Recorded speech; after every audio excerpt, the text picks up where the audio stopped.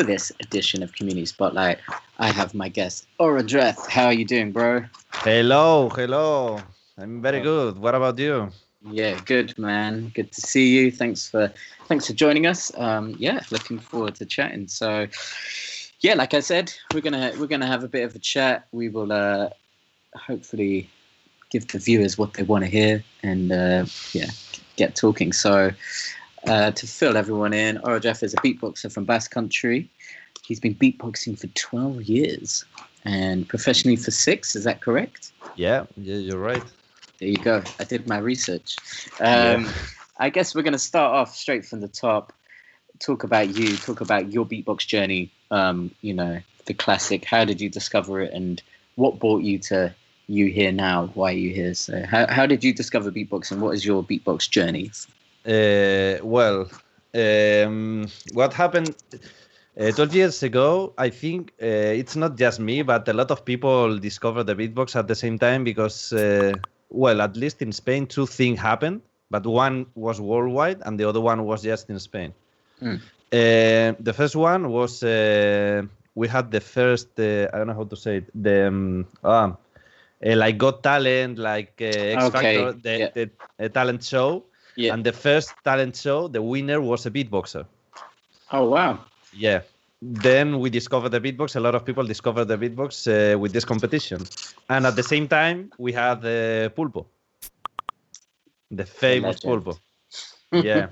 And at the same time, we had YouTube and we had the tutorials, and they started. And I was at home. I said, okay, I want to learn this. And I just checked beatbox tutorial on YouTube, and I started copying some guy that I think there were videos in he spoke in English. I don't remember, but I think I saw you in that channel also. Quite possibly. I've been around. Yeah. But it was from UK, the channel, I think. Okay. Not. Yeah. Was it Tight, the guy in the hat? Yeah. Yeah. I started with that videos. Amazing, man. And then, so from that, how long did it take before you realized that you were good enough to go outside and start performing? How long since you started beatboxing did you start performing? Quite a long time. I think like a year or something. And I first performed in my school, like usual. Nice. And but it's not that I felt good enough. To be honest, I never felt good enough. But I wanted to do it, and I was really embarrassed. And I'm the kind of guy who I don't like the attention. I mean, when I'm on stage, I know that I have to be the attention, the point of attention. But out of that, I kind of hate it. Then I felt really embarrassed, but I did something, and it worked, and I was happy with it. And I started looking for shows, looking for competitions, and yeah. Did you enter any battles yourself?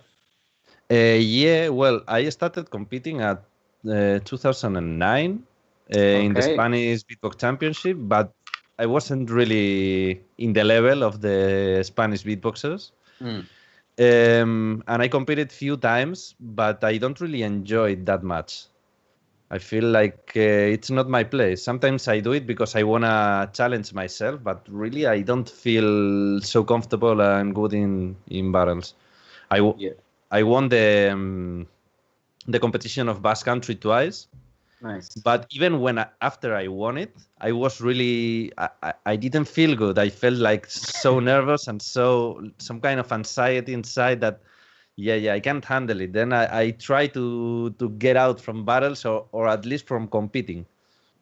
Yeah, I think that's the thing it's the kind of classic thing with beatboxers. Some really live to battle and they really enjoy it, and some, like myself included as well, just love performing. And I guess for you it's similar. Like you did the battle route because it's kind of like the growing up of every beatboxer. You have to do at least one battle. You know, it's like the initiation. But then, yeah, like you say, you started performing. So did you perform mainly like in Basque Country in Spain? I guess also maybe you could explain a little bit to the viewers what Basque Country is for people who don't know. Basque Country, it's like how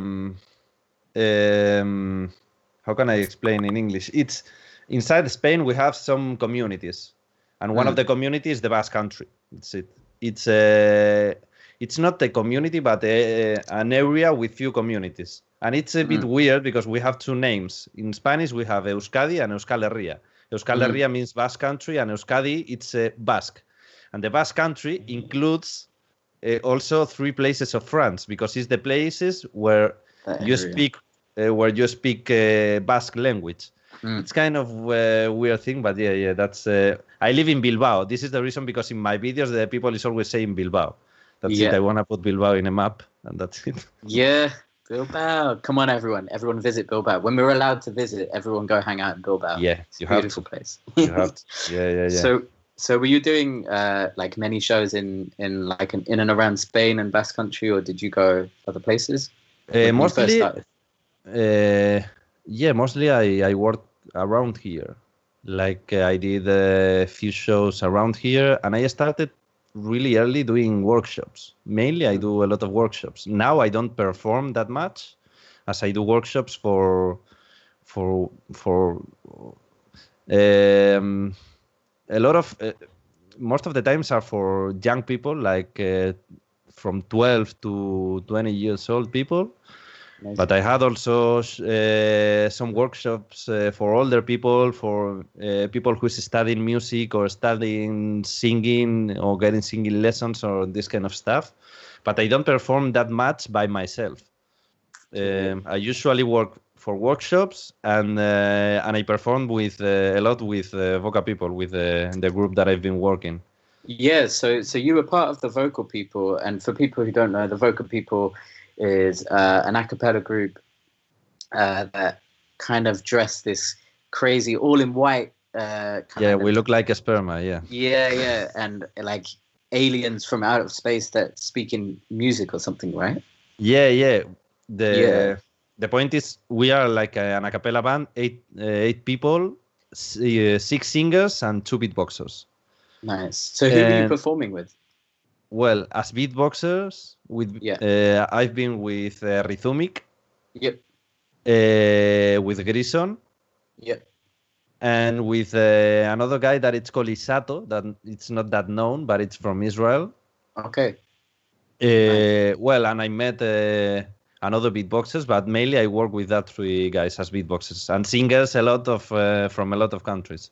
Yeah. So you toured you toured with them for a while, where you visited like over 25 countries? Yeah, more or less. So how did that come about? How did that opportunity come about? Did you audition? Did you discover it? How did that happen? It was a bit funny, because in some point I get like I don't know if I should call it overwhelmed from beatbox, and I tried to take it to the side, because I was watching all the day long videos of beatbox, people doing beatbox, and it was so much. Then I decided, okay, I'm going to go by myself. I'm going to chill a bit, and I'm going to take it to a side. I lost a few GBBs and a lot of stuff. And when I came back, a lot of new people was beatboxing. But in some point, this group looked for beatboxers in 2014. In the Spanish Beatbox Championship. Okay. And I saw it, and I sent an email.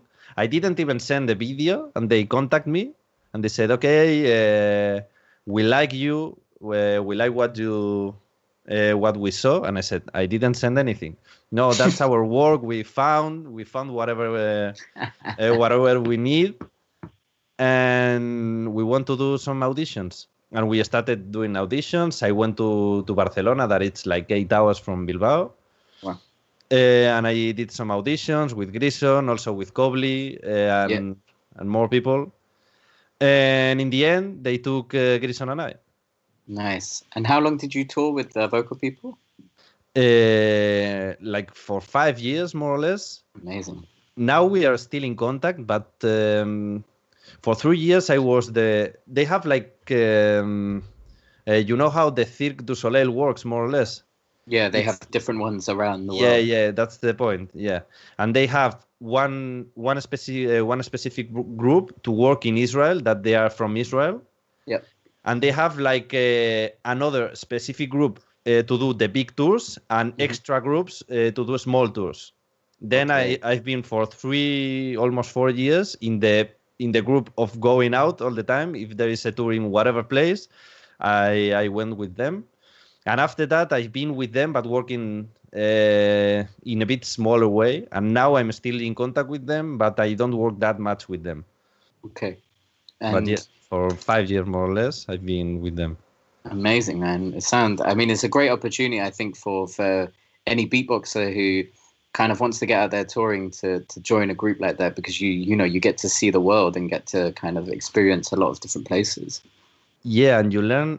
I mean, for me as beatboxer, it was really, really nice because, for example, I've been working 3 years with Grison. That maybe not that many people knows who is Grison, but it's it's the first loop station winner of the GBB. Yeah, exactly. Yeah, Yeah. Grison is.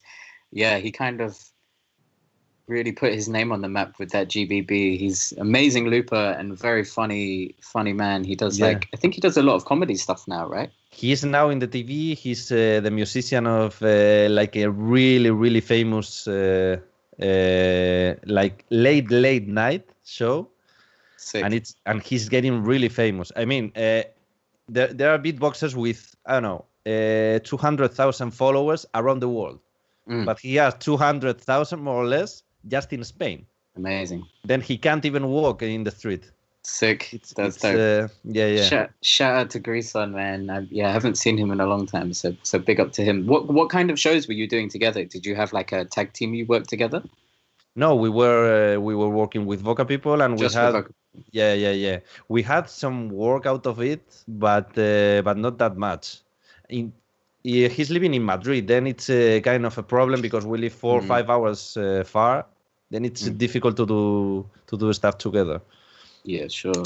So, one thing I want to know: what was your favorite country or favorite place you visited while you were touring with Voca People? Well, it depends, because one of my favorite countries was Costa Rica, for example. That I loved it, but I felt I need to have more time. Like, yeah, I want to go back. But for example, I've been in China, and I have some kind of love and hate, because it was really hard to work with them. But in the end, the country was like another thing. Yeah. I suppose that's the thing. Like, what in your experience as a touring like artist, could you explain to people who maybe don't know about what it's like when you're, booked for a show in Costa Rica, but you're booked for the show, you're not booked to go on holiday there. What's that experience like? Well, we have, like, the best example I have. It's I've been 3 times in China. The first time we had like a Asian tour. We did China, Korea, Japan, Korea, and China. And that was really tough in China, mainly because we didn't expect what we found there. As culturally, they are another thing. That's it. I can't even explain. They are different. They are so different, and you can't go thinking that they are going to be like normal, or the normal thing that you think it should be. Then we suffered a lot, but more or less it was balanced. The second one was better. We had more time and we had better schedule. Then it was okay. But the last one, we had 21 shows in 28 days. Oof. Then that means in some point we had 5 a.m. you wake up, 6 a.m. you take a bus, you go to the airport, 2 hours because you have the airport's really far, 8 a.m. because at 10 a.m. you have to take the flight, and it's maybe 2 hours flight. 12 you get to the city. 1 you get the bus from blah blah blah blah. 3 you get to the hotel, and then you have 2 hours to choose if you want to sleep or you want to eat. Then we did like we split. Okay, I buy you the food, and the next time you buy me 5, you have to be in the hotel, and they pick you up with the bus. You get to the venue, balance, whatever, 7, 8, you do the show, 10 you finish, 11 you go back and you have to find some place to eat. 12 you finish or you do whatever, and the next day, 5 or 6 a.m. you have to wake up. The same thing starts again.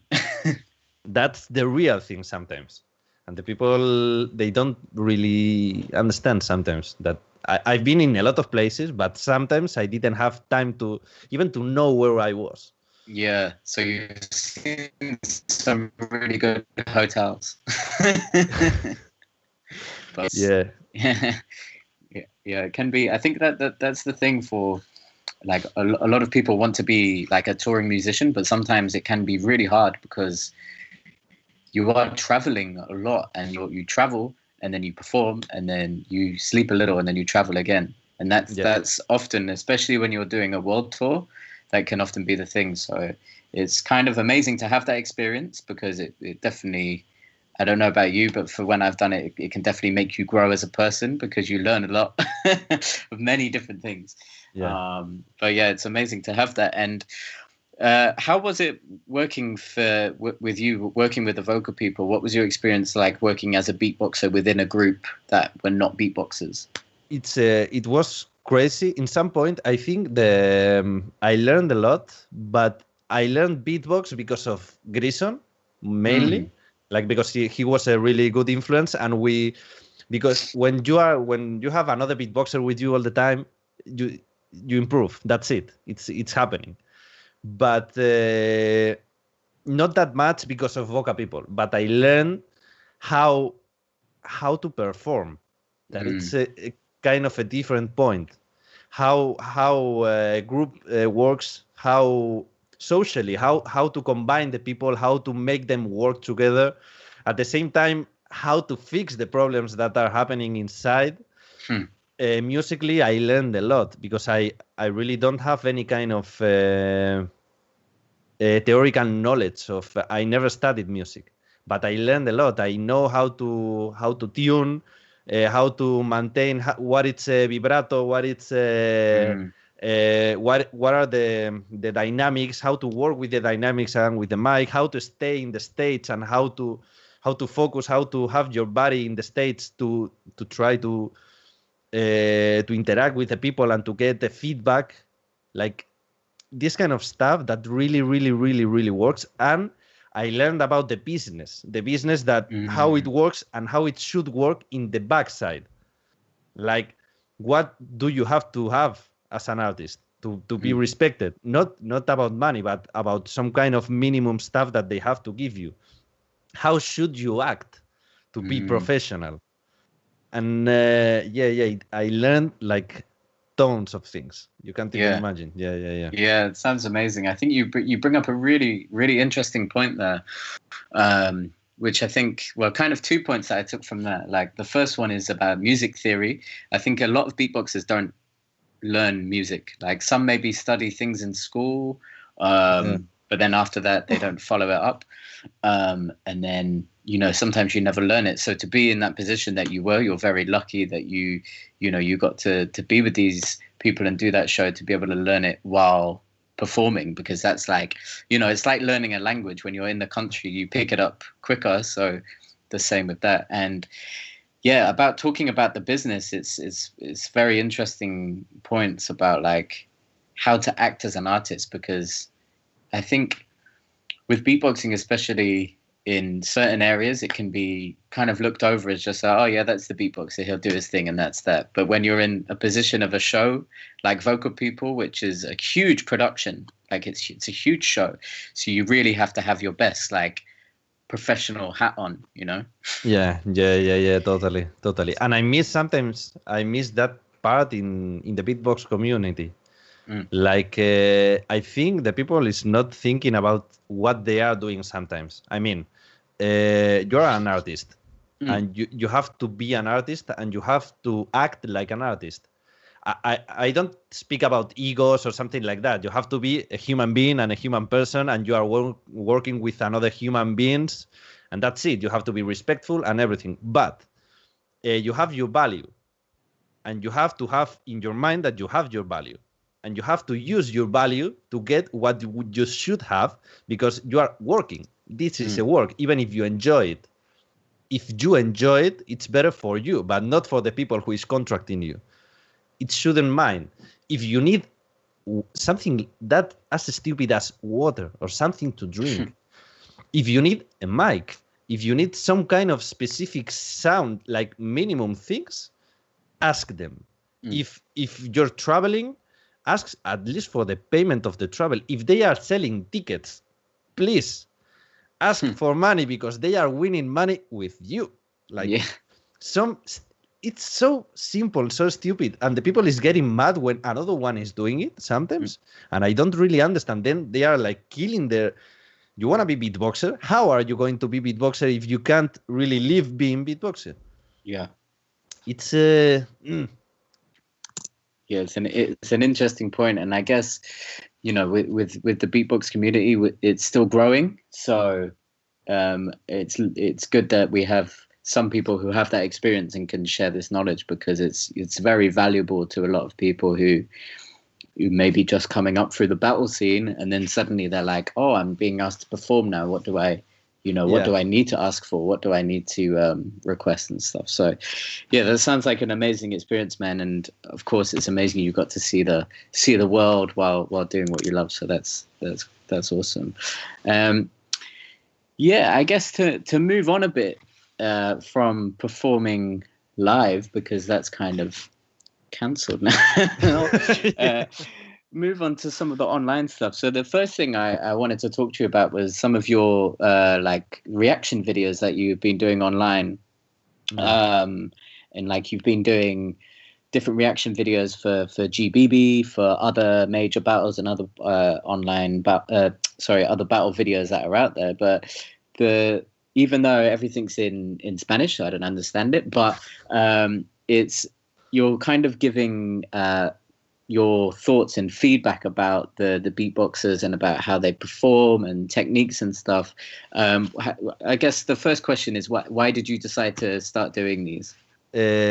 Well, I had in mind for a while, but I started doing tutorials. I wanted to teach people. I love teaching people, and I love seeing that someone was worse than me, and now it's 10 times better, you know, because I help him to improve. That's my, like, I almost cry when I see something like that, you know. Then I started doing tutorials and something like that, but I felt that I wasn't really getting to the people, and I was doing stuff that it was a lot of people was doing it. Then I thought about, okay, what the people is consuming about beatbox, the battles, and what they should learn, what's happening in the comments of the battles. The people are like, there are a lot of fanboys. They don't understand what they are seeing and what the beatboxers are doing it.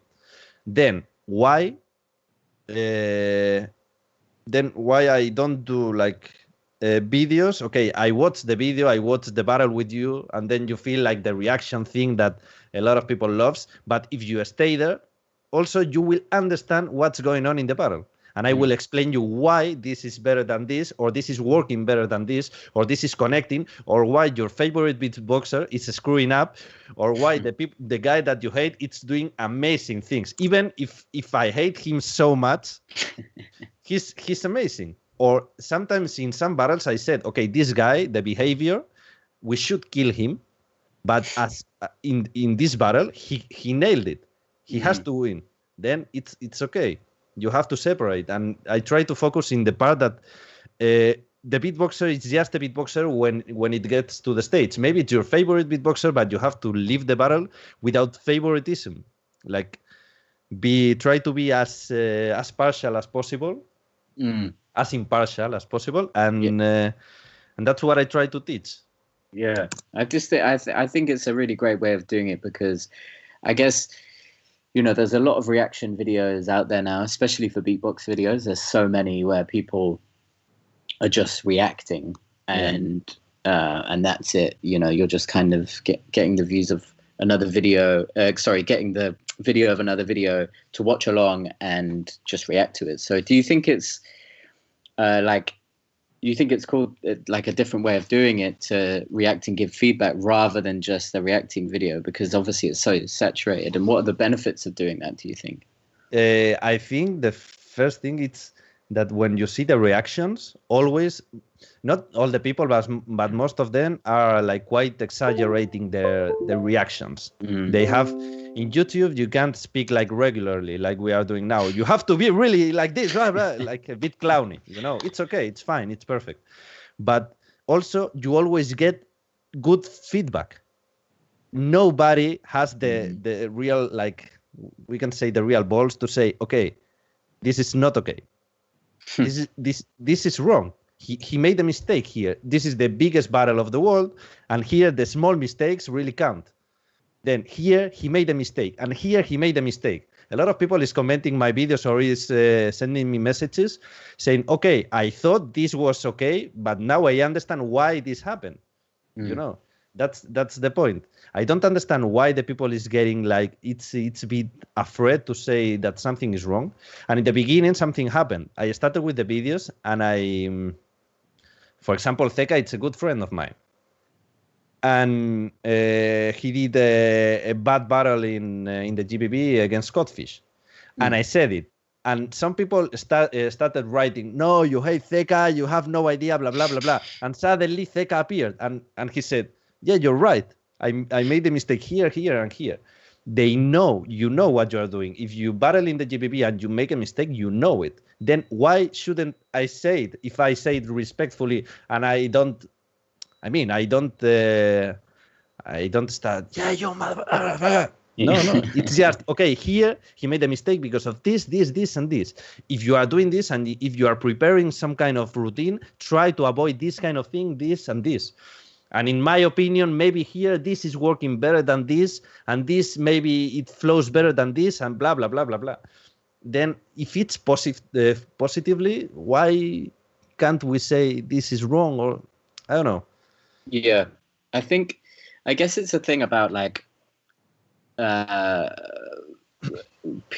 beatboxers or some beatbox videos don't necessarily like people commenting on them don't like to give criticism because it can come across as hate. But the main thing is to understand that if it's done, which I think you do really well, you know, clearly, and rather than it coming across as being like, no, this is wrong and he shouldn't have done it, it's like, this was wrong because of this, and if you're in this position, then you should try to avoid these, you know, these things. Yeah, so I spent 20 minutes explaining 5 minutes video. Yeah, exactly. You're not just going, good job, next. Yeah. Yeah, wicked, man. And so you organized the first international online beatbox league, the first Spanish-speaking countries tournament with Planeta Beatbox. How did that come about? Why did you decide to do that? And yeah.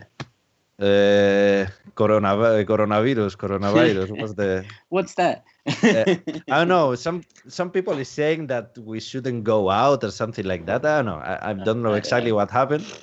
But suddenly, Planeta Beatbox came to me.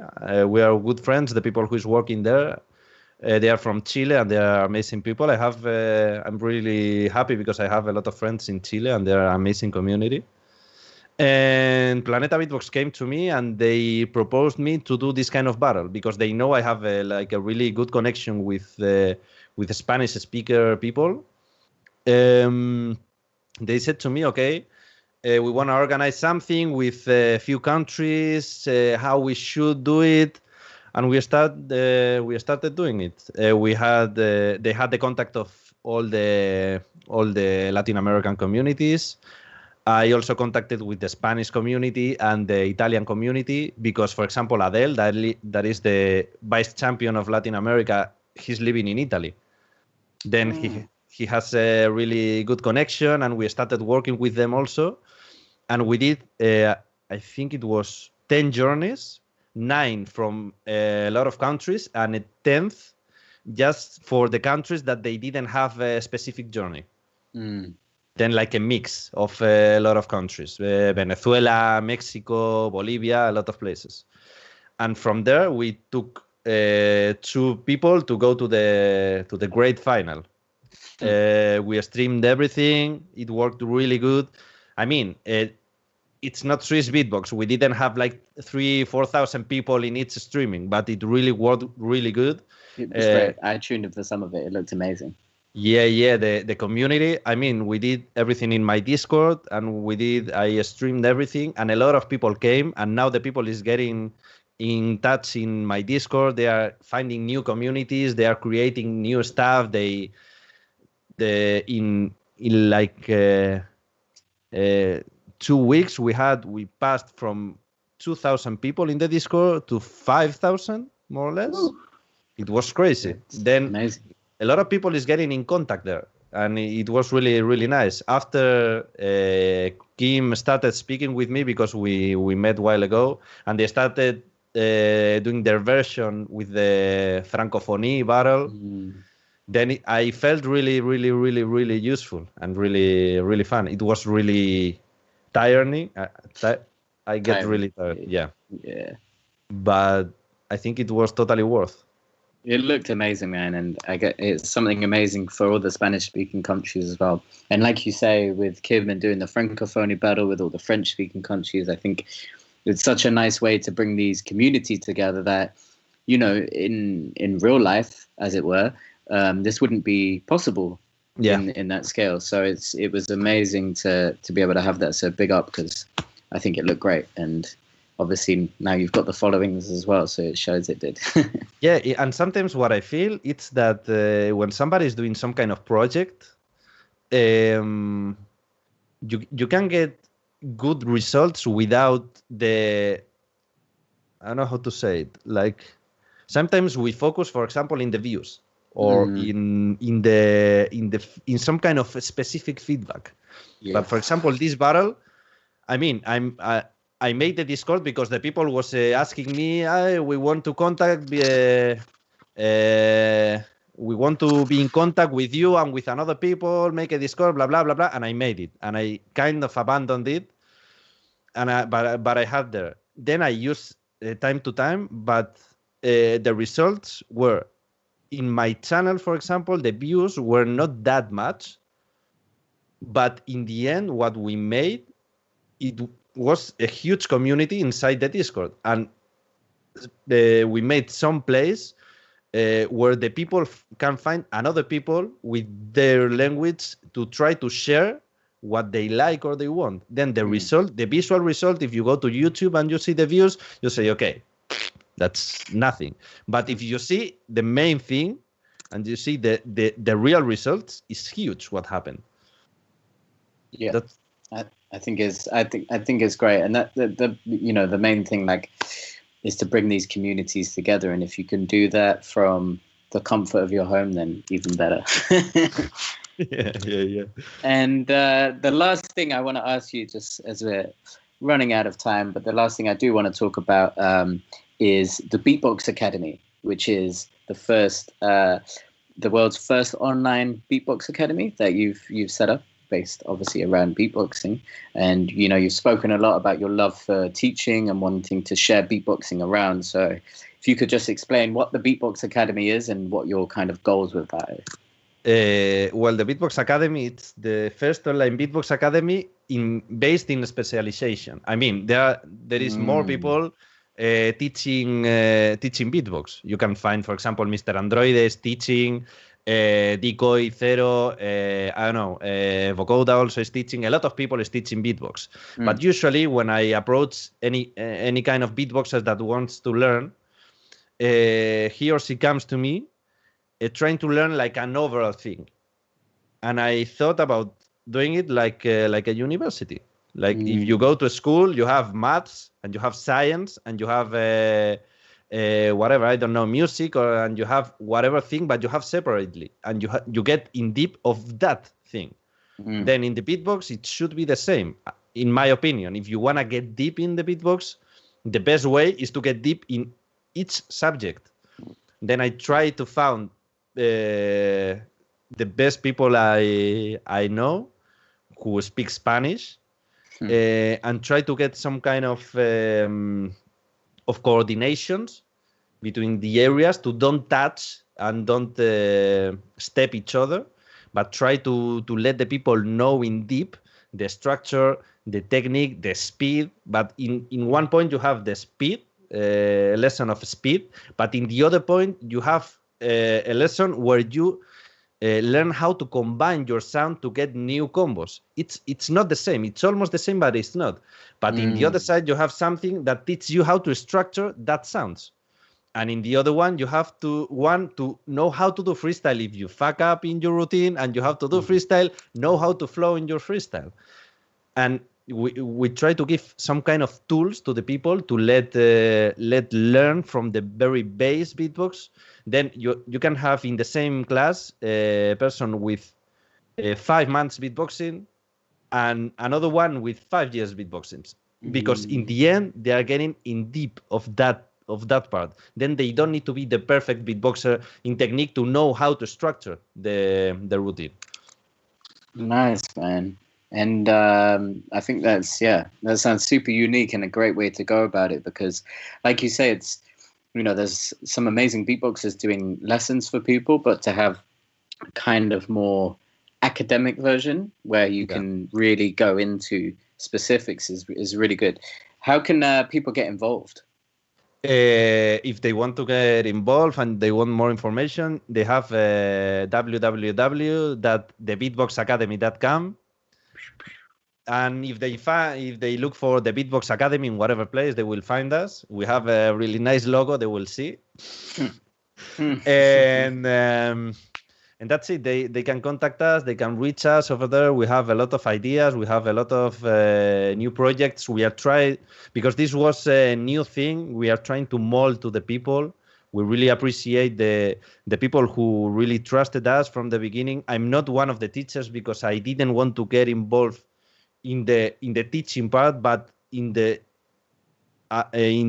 control of everything, trying to improve everything and trying to, I don't know, being like in a side to check everything. But we have amazing teachers in English, in Spanish, and if they want, they just have to reach us. We have also like a WhatsApp also if they want to, if they have any kind of question in the website, whatever they want, we are there for them. Amazing, man. That sounds great. So you heard it here, guys. Go get involved. The Beatbox Academy. If you want to learn some stuff and get taught by some absolute legends, that is your place to go. So big up for that.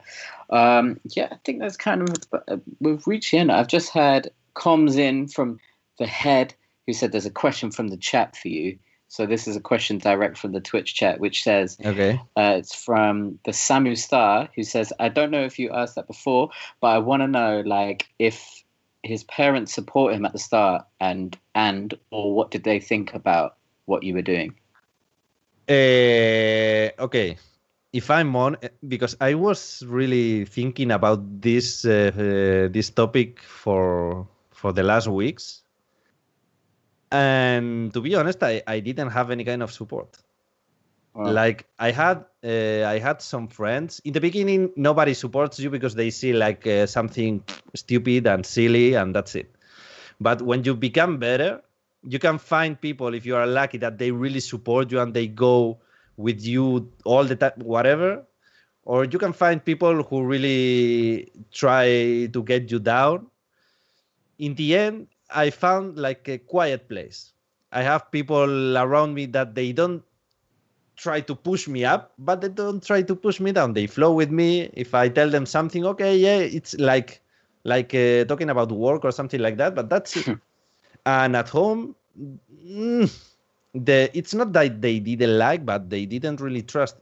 I mean, in my house, we didn't have music.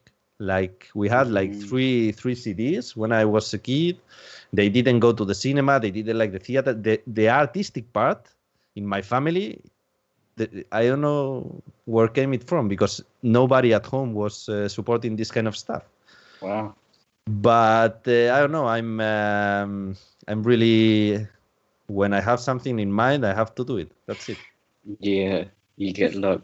It's interesting to know that, and I think you make a good point about when you start, especially with something like beatboxing, because it's still so new to so many people. But when you start, it's like people just like, oh yeah, he's just beatboxes, and it's like, oh, I've got a show, and it's like, oh, cool, and there's like people don't take it seriously, but I guess people started taking it seriously when you're flying around doing shows in China and Costa Rica. So Joder, the people has to know Tomasacre was a shit when he started, and Dilo and everyone was horrible. We were horrible people, like not people, horrible beatboxers. In the first days, we were like awful, and we were so bad, and that's it, and that's happening. But in the end, you will do whatever you want. If you want to keep with it, you can become the best beatboxer of the world. But you have to keep it, and you have to know that it's going to be tough and it's going to be hard. But you can do whatever you want. Exactly. Great advice, man. Really, really great advice. And I guess, to finish, do you have any advice for beatboxers who, I guess a few different things I'd like to ask you advice. Firstly is for setting up online stuff with online events and battles. Do you have any advice for anyone out there wanting to start this, especially at the moment, considering the situation in the world? Try to, focus on the online stuff because we don't have any kind of choice, but not just in battles. Try to share knowledge, try to share your beats, try to share your stuff, and try to learn from the other people. If you are just involving with the battles, you will get toxic in some way because you are going to feel sometimes you lose when you don't have to. You will be always focusing on the people like your enemies. Then try to get in a room and just chill and listen and try to learn. And if you have any kind of doubt, ask whatever. And that's it, but not just focus in the battle. That's nice, man. And all right, I think I'm gonna leave it there.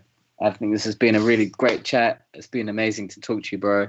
And I think it would be rude not to ask for a little special showcase from yourself. If you are down for it, would you like to grace us with some beatbox skills? Okay, let's do something. All right, everyone in the chat, put your ones up, make some noise for Orodreth!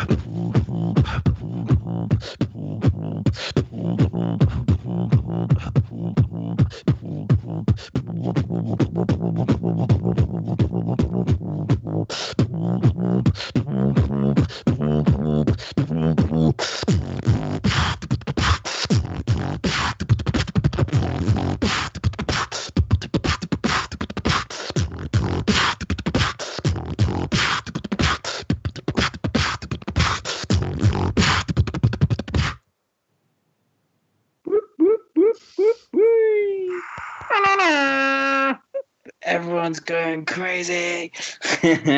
Thanks, man. Thank you so much. Thanks for being here. Shout out to you once again, everyone. Please go check out. Oh, I guess the other thing I wanted to ask is about your Discord. Can anyone join the Discord? Yeah, sure. I don't know how to send the link, but I guess they can maybe. In any of my videos, if you find me in any of my videos, you can find the link of the Discord. That's the way that I can give you the Discord. There you go.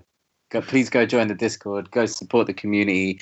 And of course, do check out the beatboxacademy.com and follow Beats on Instagram and all that good stuff. Go get involved. Check out all his videos. But yeah, thank you. Once again, everyone in the chat, please make some noise for Orodreth.